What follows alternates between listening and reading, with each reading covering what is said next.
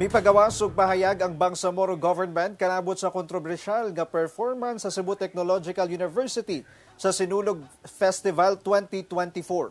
Hinuon na nga nagpasaylo ang universidad kalabot niini. Ani ang report.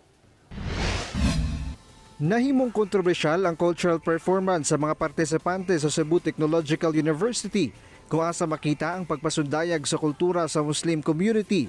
Apan kamatikdan ang paggunit sa partisipante sa imahen sa Santo Niño nga matud pa, dili alayon sa relihiyon o kultura sa Muslim community.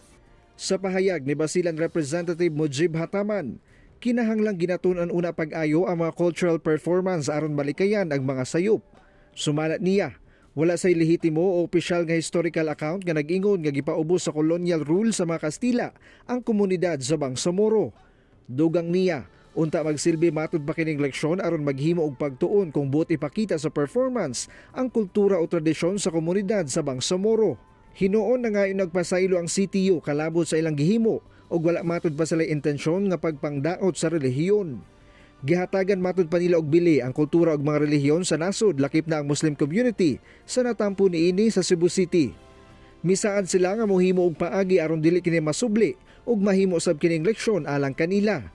Abli sab matud ba sila nga magpahigayon og open dialogue aron mahimong usa ka inclusive ug respectful nga universidad. Sumala sa Bangsamoro government, giila daw nila ang interes sa mong contingent sa cultural practices sa Bangsamoro apan kinahanglang gisabot sab matud pa niini ang konteksto sa kultura sa Bangsamoro. Hinuon gidawat man nila ang public apology sa universidad ug nagmalaumon nga dili na kini masubli pa. Ako si Jess Tony Humamil para sa One Mindanao.